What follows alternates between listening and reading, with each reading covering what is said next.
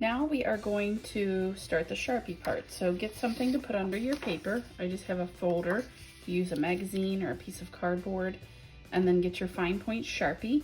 It says fine point on the side, so you know you have the correct one. And then you can start working on your letters. So this is where you want to go ahead and start working on some kind of font style if you choose. So let's say, for example, I want this one to sort of look like this, and I'm going to make it match. And then I can color in that section that I want to be thicker. Maybe because I want this word to stand out some more.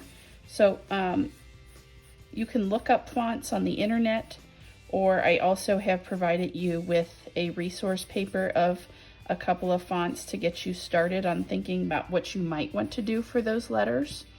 So you may not do that to every letter in your design, but maybe some of them. So maybe some are just traced and others have more of a design to them. So go ahead and make some choices as you go along. And this is where you also want to clean up your letter. So if it's a little messy or quickly drawn, you can clean that up as we go. So I'm just kind of making one side of these a little thicker. So I'm going to trace it first and make it neater, and then I'll go ahead and add what I want to get thicker and thinner. So I'm going to add this thick part down here, and then I had one up here, and then I'll color that in.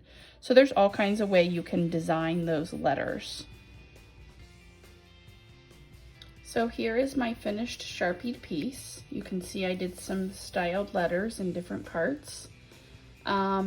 So the lines that I did to help form my, direction of my sentences and the width of the letters, you can decide if you want to keep those or not. I did not Sharpie mine, so when it's time to erase, when you're finished doing your Sharpie, you can go ahead and erase what you no longer need. If you want those lines, then go ahead and Sharpie those. It's up to you if you think it looks good in your design or not. So after your Sharpie, we're going to erase everything. Also, I wanted to point out that you're welcome to add any design pieces that you like. So maybe, for example, I want to add that circle in with the Sharpie, and then maybe my heart shape inside of there. I could add things between and some of these empty spaces.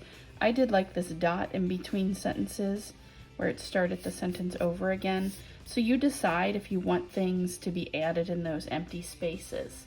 Next, we're going to start thinking about color.